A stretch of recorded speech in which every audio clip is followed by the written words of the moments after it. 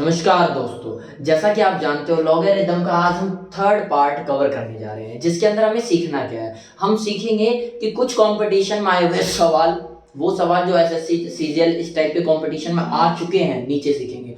उससे पहले क्या सीखेंगे कि लॉगरिथम को हम बेसिक मैथ्स जो हमें आती है उसके बेस पे कैसे सॉल्व कर सकते हैं। कोई भी लॉगरिथम का कोई भी लॉग का सवाल आ जाए उसे कैसे सॉल्व कर सकते हैं। अब याद रखना, मैं लॉग के बारे में बता रहा हूँ, एंटी लॉग के बारे में अगली वीडियो में बता दूंगा। और कुछ एक और पॉइंट होते हैं जो इंपॉर्टेंट है कि लॉगरिथम एक्सपोनेंशियल का इनवर्स होता है, ऐसा कुछ आपने सुना होगा, सिर्फ सुना होगा, वो अगली वीडियो में कवर कर दूंगा कि क्या है, वो पूरा फंडा ही क्लियर कर दूंगा।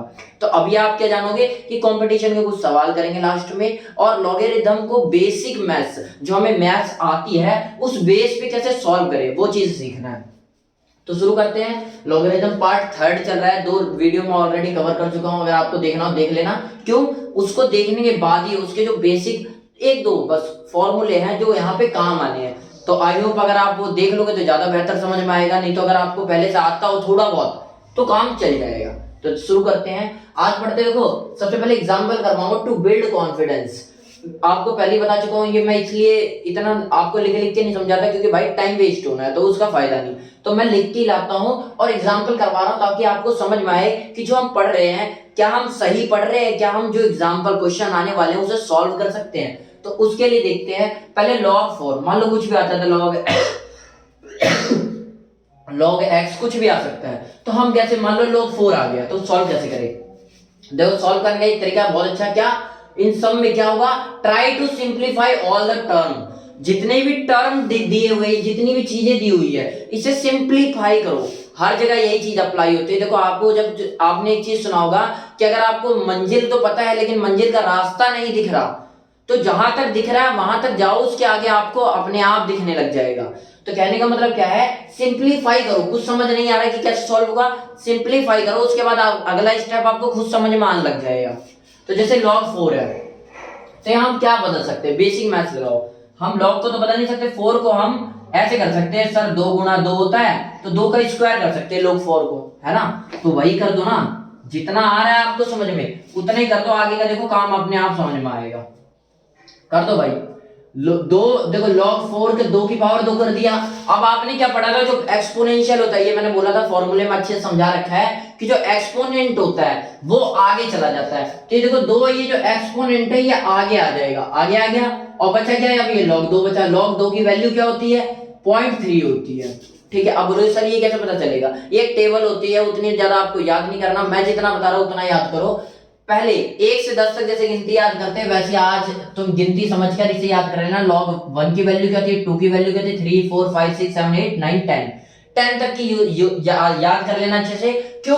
अब मैक्सिमम जगह यही चीजें काम आनी है, ठीक है, तो याद कर लोगे ज्यादा बेहतर रहेगा। अच्छा बोलो सर आपने यहाँ डिफरेंट चीज लिखी है, इसका मतलब समझाओ। कुछ नहीं है, मैंने यहाँ जो नीले कलर से दिखा रखा है इसका मतलब क्या है, आपको यही चीज याद करनी ज्यादा अच्छे से। ये जो जैसे मैंने लिखा है log 1 की वैल्यू, तो यहाँ क्या है, log 1 की वैल्यू 0.00, लेकिन आपको याद क्या रखना है, log 1 की वैल्यू सिर्फ 0 होती है, तो इसलिए ब्लू कर दिया कि आपको बस इतना याद रखना है, 0 होती है। तो बोलो सर अगर हमें इतना ही याद रखना है, अगर हमें 0 ही याद रखना है, तो आपने आगे का क्यों बताया, ताकि कोई बच्चा, आप देखो 0 लिख दिया तो और 0 के बाद पॉइंट है, तो इसका मतलब क्या है, बंदा क्या सोचेगा कि यार आगे जरूरी है 0 ही है। 0 का आगे 1 भी आ सकता है, 9 भी आ सकता है, 9.0 भी हो सकता है, कुछ भी हो सकता है। इसलिए इस कॉन्सेप्ट को क्लियर करने के लिए, इस फंडे को कि दिमाग में सिर्फ 0 है, इसलिए आगे मैंने लिख दिया कि कोई ज्यादा बड़ा नहीं है। क्यों? क्योंकि जब आप राउंड ऑफ पढ़ाया जाता है, एक टॉपिक छोटा सा राउंड ऑफ में क्या होता है 0.9, तो ये क्या है 5 से बड़ा है। जब 5 से बड़ा होता है तो इसे 1 बना देते हैं।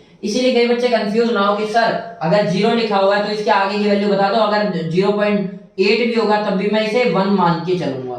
सही बात है, इसीलिए मैंने आपको बता दिया कि भाई 0.00 है, आप 1 नहीं बना सकते। ठीक है, तो आई होप आपको क्लियर हुआ होगा क्यों मैंने ये पूरी चीजें लिखी, लेकिन आपको याद कितना रखना है, 0 बस, सिर्फ 0। log 1 की वैल्यू 0, log 2 की वैल्यू 0.3 याद रखना है, याद 0.3 रखना है। क्यों इतना, अब इतना बड़ा क्यों नहीं याद रखना। कई बार होता है फिर सर आपने लिख क्यों दिया, मैंने इसलिए लिख दिया, मान लो कोई सन की टीचर ने पूछ लिया इतनी बड़ी वैल्यू, अब कोई डायरेक्ट नहीं पूछा है क्योंकि डेटाबेस है, उसने आंसर में दे दिया। अब आंसर तुम्हें दे दिया 0.7859, ऐसे कुछ भी दे दिया सब मान लो, तो यहाँ क्या है, जो तुम्हें आंसर निकालना होगा वो इतना बड़ा निकालना होगा। अब वहां पे लिखा रहेगा 0 पॉइंट इतना भी 0.7795 और 0.7585 कुछ भी लिखा रहेगा। अब आपने जो आंसर निकालोगे छोटा सा याद करके गए होगे, तो आपका जो आंसर आएगा वो 0.7 आएगा, इतना ही तो आएगा आपका। अब तीनों में देख के आप कंफ्यूज, भैया कौन सा टिक लगाए, तो इसका सिर्फ एक ही इलाज है भाई कि आगे वाले डेसिमल के बाद के जितने भी आगे वाले दिख रहे हैं ना, सिर्फ एक फिगर को याद नहीं करना, उसके आगे जितने दिख रहे हैं उनको भी याद कर लो, बहुत बेहतर रहेगा। तो तभी जाके आपको ऐसे क्वेश्चन सॉल्व होंगे। लेकिन ऐसे क्वेश्चन जनरली पूछे नहीं जाते। क्यों नहीं पूछे जाते? सब जानते हैं, डाटा बेस नहीं, एनालिसिस बेस, कि बच्चे को आता है या नहीं इतना देखना है, ये नहीं देखना बच्चे ने कितना याद किया, रट्टू तोता को नहीं पकड़ना। ठीक है, तो आई होप आपको क्लियर हुआ होगा कि क्यों हम इतना ज्यादा याद ना करके आगे वाले ही याद कर रहे हैं। अब log 3 की वैल्यू तो ऐसी 0.47 लिखना है। ठीक है, और कई बार 0.48 भी हो जाता है, लेकिन 0.47 ज्यादा चलता है, इसलिए आपको यही याद रखना है। log अब देखो, आप बोलोगे log 0.48 क्यों हो गया, 7 क्यों हुआ? अभी आपको बताया था राउंड ऑफ का यहाँ पे कॉन्सेप्ट लगा दिया। जैसे ये 7 है तो ये 5 से बड़ी वैल्यू है, तो इसे हटा के सीधा इसे 8 बना सकते हैं, तो वही काम कर रखा है और कुछ नहीं है। log 4 में क्या है, 0.6 ही आपको याद करना है। ये आगे वाला मैंने इसलिए लिख दिया कि आपको डाटा पता होना चाहिए कि हाँ बड़ा अगर करना पड़ जाए तो कैसे करें। ठीक है, और हाँ अगर एग्जाम में बड़े बड़े जैसे मैंने आपको बताया इतना बड़ा ऑप्शन दे दिया है, यानी एक फिगर से ज्यादा का ऑप्शन दे दिया कि इतना सारा 5.5067 कुछ भी दे दिया, तो आपको जो एग्जांपल होगा ना, जो क्वेश्चन होगा, क्वेश्चन के अंडरलाइन में लिखा रहेगा लॉग अगर 2 की वैल्यू, तो आपको यूज करने बताया रहेगा तो 3 पॉइंट जो भी है, तो इतना बड़ा फिगर दिया रहेगा, ये नहीं कि इतने में ही खत्म कर दिया रहेगा, और देना पड़ेगा उन्हें। तो आपको समझ में आया होगा कि क्या दिक्कत है। अच्छा, log 6 की वैल्यू ऐसी 2 पॉइंट तक याद रखना है, 77.77, और log 7 के, और आपको तो इतना तो पता ही होगा कि पॉइंट के बाद जीरो की कोई वैल्यू नहीं होती। पॉइंट के बाद जैसे 1 है तो मैं 1 के बाद पॉइंट लगा के 0 कितने भी लगाओ कुछ फर्क नहीं पड़ता। ठीक है, लेकिन इसे उल्टा नहीं कर सकते कि आप 0.1 लगा दो तो फर्क पड़ेगा। ठीक है, कहने का मतलब क्या है, किसी भी गिनती के आगे 0 पॉइंट के बाद 0 कितना भी लगा लो कुछ फर्क नहीं पड़ेगा। ये आपने बेसिकली जब आप बचपन में डिवाइड पढ़ते होगे तब सीखा होगा। अच्छा, आगे बढ़ते हैं। 7 का बता दिया। अब log 7 की भी 2 वैल्यू याद रखना है आपको। ठीक है, अब log 8 पे आ जाओ तो 0.9 याद रखना है, log 9 पे आ जाओ तो 9.5 याद रखना है, और log 10 पे आ जाओ तो 1 याद रखना है बस। ठीक है, अच्छा वही है कि मैंने इसलिए भी लिख दिया कि देखो आपको देखो 0.7 अगर आप 2 ही अक्षर याद करोगे, बोलोगे सर मैंने पहले में 2 याद किया, सिर्फ एक डिजिट याद किया, मैं आगे भी एक डिजिट ही याद करूंगा क्योंकि काम तो आ ही जाना है, तो वहां देखो कहां गड़बड़ हो जाएगी। log 5 की वैल्यू देखो, राउंड ऑफ करके मैंने 0.7 बना दिया, और यहाँ पे देखो ये पॉइंट का मतलब ये है कि आगे 0 लगा हुआ है, तो log 6 की वैल्यू देखो 0.7 यहाँ पे आ गया, तो कंफ्यूजन क्रिएट हो जाएगी, इसलिए मैंने बोला देखो 0.770 है यहाँ पे, और यहाँ 0.77 है, एक और आगे जाना पड़ेगा, इसलिए भी थोड़ा सा आगे आपको याद रखना पड़ेगा, एटलीस्ट 2 डिजिट तक, ये 2 डिजिट है जो वो तो याद होनी चाहिए। तो बस ऐसे आप याद कर लेना इस टेबल को, उसके हेल्प से हम सॉल्व करते हैं। तो मैं बता रहा था कि क्या हम सिंप्लीफाई करेंगे क्वेश्चंस को। ठीक है, तो सब कुछ सिंप्लीफाई करेंगे, तो देखो ऐसे ही हो गया। log 2 की वैल्यू मैंने बता दिया, यहाँ पे क्या है 0.3 करके सॉल्व कर दिया, 0.6 आ गया आंसर। अब 0.6 को मैं, जरूरी नहीं है 0.6 लेके पूछेगा, कई बार 0.6 हो जाएगा, तो आपको पता होना चाहिए पॉइंट के आगे 0 लगता ही लगता है, अंडरस्टूड होता है ये, यानी हमें पता होता है इसके बारे में। अच्छा आगे बढ़ते हैं। अब log 6 का, मान लो 4 की तरह log 6, बहुत सारे रैंडम एग्जांपल दूंगा, रैंडम मतलब कहीं से भी उठा के, देखते जाओ कैसे बन रहा है, बस सिंप्लीफाई करना आना चाहिए, उसके बाद तो अपने आप बन ही जाता है। log 6 की वैल्यू देखो, अब log 6 में आप बोलो सर इसे कैसे करूं, सिंपल सा सिंप्लीफाई करो, क्या कहते हैं, log का तो कुछ कर नहीं सकते, तो 6 जो है इसे कैसे लिख सकते हो आप, 6 को 2 into 3 लिख सकते हो या नहीं, 2 into 3 लिख सकते हो, लिख सकते हैं बिल्कुल, तो लिख दो ना। देखो मैंने 2 into 3 लिख दिया। अब आपको पता है कि, आपको क्या पता है, a log a into b क्या होता है, log a plus log b। बोलो सर हमें तो नहीं पता, नहीं पता तो पुरानी वीडियो देखो ना, उसके अंदर मैंने अच्छे समझाया है, log a into b बराबर होता है log a log b। ठीक है, इसी फॉर्मूले का यूज करोगे। देखो log a into log b, log a plus log b, दूसरी बार भी log b आ रहा है तो वही काम कर दिया। देखो अभी सिंगल log था, अब 2 बार log आ गया, एक बार 2 को जोड़ दिया, एक बार 3 को जोड़ दिया, उसके बाद सॉल्व कर दिया। log 2 की वैल्यू यहां से उठा लो, log 3 की वैल्यू उठा लो, सॉल्व कर दो, ये आंसर आ जाएगा। तो आपको समझ में आएगा 0.6 भी आ सकता है और इतनी लंबी डिजिट भी आ सकती है। तो ये ज्यादातर देख लो, देखते देखते आपको अपने आप याद हो जाएगा, अंदाजा लग जाएगा कि किस तरीके से कौन सी कितनी याद रखनी है। अच्छा log 8 मान लो उठा लिया मैंने log 8, तो 8 को कैसे करोगे भाई, है कुछ भी देखो, कुछ भी फॉर्मूला लगाओ, सिंपलीफाई करो। 8 को मान लो मैंने ऐसे कर दिया कि 2 इंटू 4, फिर वही log 2 log 4, या फिर दूसरा तरीका log को अगर 2 के एक्सपोनेंट में लिखेंगे तो कैसे लिखेंगे, 3 बार। सही है, सोचो सही है नहीं, करके देख लो ना, मतलब सही है गलत है कैसे पता चलेगा। 2 इंटू 3, इसका मतलब 3 बार, 1 2 3, 1 2 3 बार। अब देखो गुणा करके देख लो, 2 दूनी 4, 4 दूनी 8, सही है यानी, ठीक है। तो 2 की पावर 3 लिख सकते हैं हम, तो मैंने लिख दिया log 8 को 2 की पावर 3 लिख दिया। उसके बाद देखो 3 मैंने क्या बताया था एक, और आपको यही समझाना होगा कि log a की पावर अगर b हो तो ये b जो होता है आगे आ जाता है और log a बचता है। ये भी फॉर्मूला है जो आपको मैं पहले पढ़ा चुका हूं, तो बस वही चीज अप्लाई करो। ये क्या है, एक्सपोनेंट आगे आ गया, तो देखो यहाँ पे एक्सपोनेंट क्या था, 3, 3 आगे आ गया, आ गया या नहीं आ गया, बाकी सब तो log 2 था, log 2 यहाँ भी बचा है। अब 3 इंटू log 2 की वैल्यू याद कर रखी है, वो डाल दो, सॉल्व हो जाएगा। वैसे ही log 9 जो अगला एग्जांपल है, log 9 को देखो, log 9 को कैसे लिख सकते हैं, फटाक से याद आएगा सर, ये तो आपने पढ़ रखा है log 9 को लिखने का तरीका क्या बताओ। log 9 को सर हम 3 की स्क्वायर भी तो लिख सकते हैं, क्योंकि 3 गुणा 3 9 ही तो होता है, 3 गुणा 3 9 होता है ना। तो वही चीज है log 9 को, तो log का तो कुछ किया नहीं सकता, 9 को हम 3 का स्क्वायर लिख देंगे, लिख दिया। अब आपको पता है स्क्वायर क्या, एक्सपोनेंट है, एक्सपोनेंट यानी पावर है, जो भी है ये आगे आ जाएगी। तो ये 2 आगे आ गया, log 3 बचा हुआ है, log 3 की वैल्यू डालो, आंसर सॉल्व कर दो। अच्छा आगे देखो, ये आपको समझ में आया होगा। अब log 80 पे आ जाते हैं। log 80 को कैसे सॉल्व करेंगे, बोलो सर फटाक से याद आ रहेगा, 16 पंजे 80 होता है, तो मैं सर ऐसे लिख दो log 16 पंजे 80 लिख दो, कुछ फर्क नहीं पड़ता। आप ऐसे लिख दो ना 8 इंटू 10, ये भी तो 80 होगा। तो किसी भी तरीके से सॉल्व करो, कहने का मतलब सिंप्लीफाई करो, आंसर को सिंपल बनाओ धीरे धीरे, ठीक है। कैसे सॉल्व हो जाएगा, 16 पंजे 80 होता है, तो कैसे इसे इस तरीके से लिख दिया। फिर मैंने बताया एक बार log इसके साथ आ जाएगा, एक बार log इसके साथ आ जाएगा, वही आ गया, फॉर्मूले पुट किया। अब 16 को भी आप कैसे लिख सकते हो, याद करो, 16 4 का स्क्वायर होता है या नहीं, तो ये 2 आगे आ जाएगा, वही मैंने शॉर्ट में लिख दिया, बस है वही चीज। देखो 4 आगे आ गया, और अगर देखो दूसरा तरीका क्या है, मैं 4 का स्क्वायर तो लिख सकता हूँ, लेकिन 2 का 4 बार भी तो लिख सकता हूँ। अगर मैं 4 बार करूंगा, 2 इंटू 2 इंटू 2 इंटू 2, 1 2 3 4, तो 4 बार गुणा करो, देखो 2 दूनी 4, 4 दूनी 8, 8 दूनी 16, बात तो वही पड़ रही है ना। तो मैं किसी भी टाइप से, मैंने बोला सिंपलीफाई करो, किसी भी तरीके से करो। अब मैं सारे तरीके लिखने लग गया तो बोर्ड छोटा पड़ जाएगा, इसलिए मैं कुछ ही चुनिंदा तरीकों को ले रहा हूं, समझ जाओ। log 16 इंटू 5, अब देखो 16 को भी एक बार ले लिया, 5 को भी एक बार ले लिया।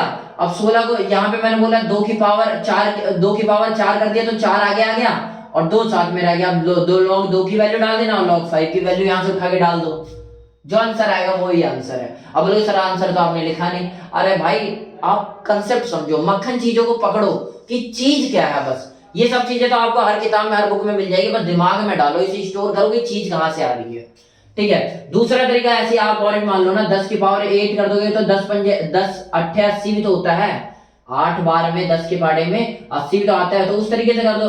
फिर log 10 और log 8, log 10 की वैल्यू आपको पता है सीधा, log 10 की वैल्यू 1, तो 1 लिख दो। फिर 8 को कैसे लिख सकते हो आप, 2 की पावर 3 लिख सकते हो, सर करके दिखाओ, करके देख लो ना, 2 इंटू 2 इंटू 2, तो देखो 1 2 3 बार हो गया ना, इसका मतलब है 3 बार गुणा कर दिया। अब 2 दूनी 4, 4 दूनी 8, आ गई वैल्यू। तो कहने का मतलब क्या है कि अब देखो उसी को मैंने क्या लिखाया था, 2 की पावर 3 था, तो 3 को आगे ले आया, 2 पीछे रह गया, तो ऐसे ही सॉल्व हो जाएगा। अब 3 को 3 रख दो, log 2 की वैल्यू रख दो और इसे सॉल्व कर दो, जमा घटा दो, आपको आता ही होगा। अच्छा उसके बाद log, देखो यहाँ पे ना आपको अब ऑब्जर्व करना है चीजों को, ठीक है। ऑब्जर्व मतलब ध्यान से देखना है चीजों को, देखो लॉग 1000 लिखा हुआ है 1000, तो मैं 1000 को 10 की पावर 3 लिख सकता हूँ, लिख सकते हैं बिल्कुल।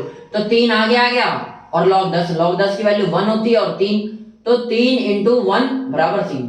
तो देखो एक चीज नोटिस करना, यहाँ पे 3 जीरो है तो 3 आ गए। ऐसे एक और एग्जांपल हो, लॉग आपकी 1000 था 10,000 आ गया, 10,000 में देखो 4 जीरो लग गए। अब ये 4 जो है ये आगे आ जाएगा वही फॉर्मूले के मुताबिक। अब देखो 4 आगे आ गया, अब log 10 बचा, log 10 की वैल्यू 1 होती है और 4 पहले से ही था, तो 4 इंटू 1 बराबर 4।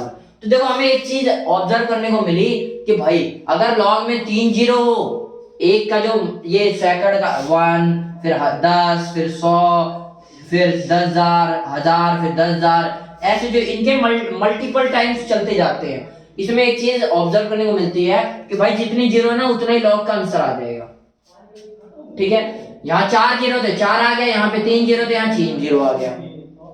आगे और भी देख लो एग्जांपल, जैसे log 5 ले लिया, ये मैं रैंडमली उठा रखा हूं, कहीं से भी कुछ भी ले लो, आपको इस तरीके से ही log सॉल्व करना है। आप बोलोगे नहीं सर कई बार कठिन आ जाते हैं, वो आ नहीं जाते। जब आप क्वेश्चन कर रहे होते ना, सॉल्व कर रहे होते हो, तो कई बार ऐसा होता है कि भाई तुमने जो क्वेश्चन है उसे गलत डायरेक्शन में सॉल्व कर रहे हो, तो जब गलत डायरेक्शन में सॉल्व करने लग जाओगे तो ऊट पटांग तुम्हारे वो आने लग जाएंगे कि सॉल्व करने के तरीके।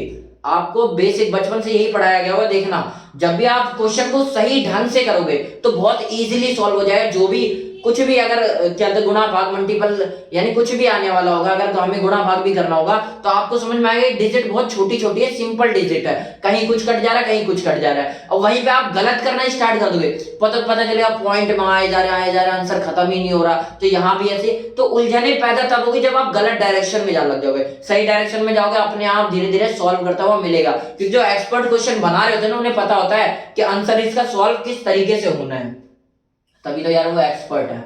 अच्छा log 5 को सॉल्व करते हैं। log 5 को अब बोलोगे सर 5 को कैसे लिखो, कुछ भी लिख दो ना, मान लो 10/2 भी तो लिख सकते हैं, काटोगे तो वही आएगा ना, 10 2 पंजे 10, आना तो वही है।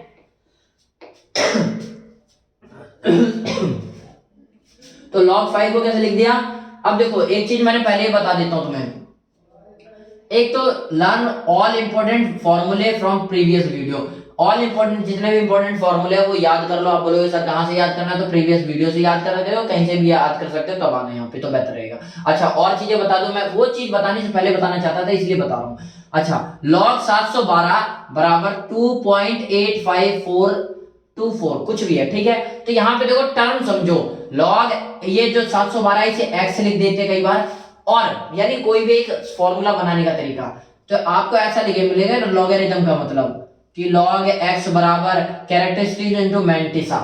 तो ये कैरेक्टरिस्टिक्स है क्या, ये जो पॉइंट से पहले जो आंसर है कोई भी चीज है ना डेसिमल से पहले, तो इसे कैरेक्टरिस्टिक्स कहेंगे, और डेसिमल के बाद है तो उसे मंटीसा कहेंगे।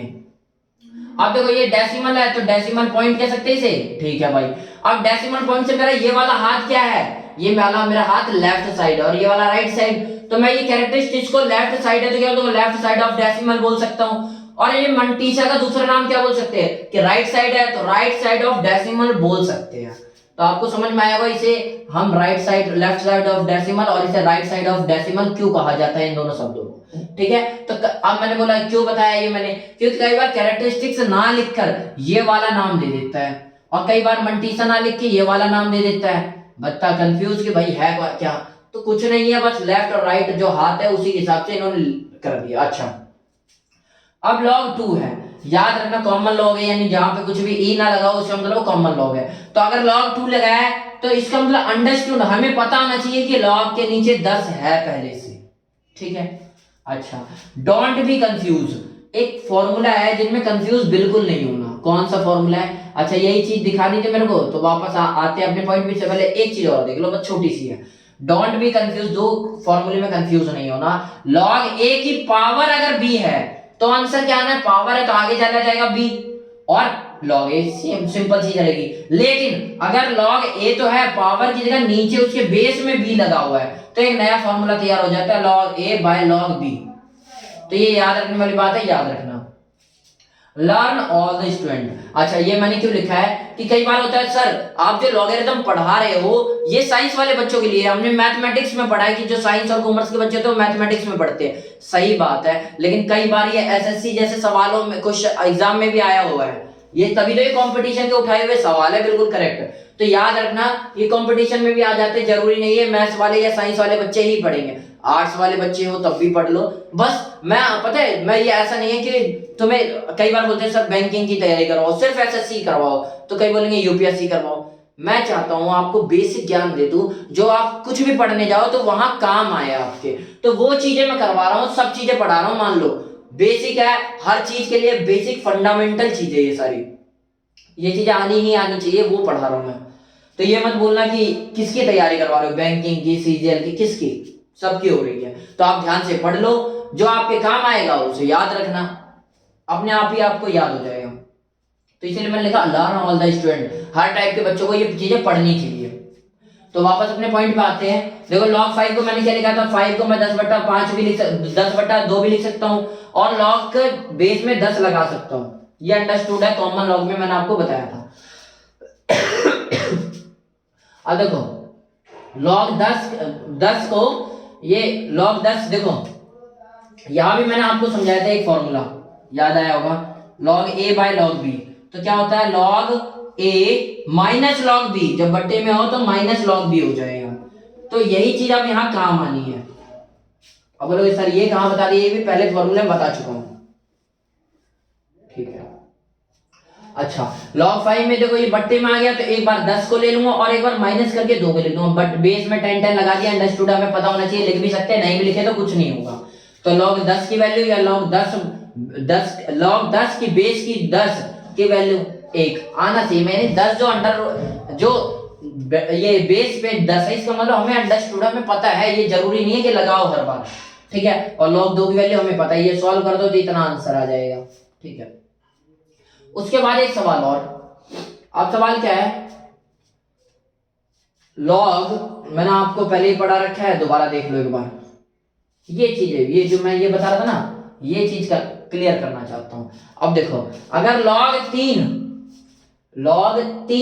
बेस में 10 है, 2 है, log 3 बेस में 2 है, तो हम इसे कैसे लिखेंगे, log 3 है ये, तो log 3 लिख दिया। अब बटे में log दोबारा आएगा log 2, ठीक है, ये बटा नहीं है कुछ। अगर ऐसा लिखा रहा है log 3 के बेस में 2 लगाओ तो क्या करोगे आप, एक बार log 3 बटे में log 2 कर दोगे। ये देखो पहले आपको मैंने क्लियर करवा दिया, log a बराबर log b बटे में, ठीक है। आगे ये 2 लिखा हुआ है, ठीक है भाई, ये कंसेप्ट समझाना चाहता था मैं, ये फॉर्मूला, तो इसलिए मैंने एक एग्जांपल दे दिया था यहाँ पे, ठीक है। अब देखो ये चीज अब मैं जो पढ़ा रहा हूँ ये कंपटीशन में आ चुकी है, तो इसे थोड़ा ध्यान से पढ़ना, यही कहूंगा कि कंपटीशन में आ चुकी है। तो बोलोगे सर आप फिर थोड़ा आएगी, लेकिन इसी के टाइप के आएंगे जितने भी सवाल आएंगे, तो इसीलिए मैं बोल रहा हूँ ध्यान से पढ़ लो।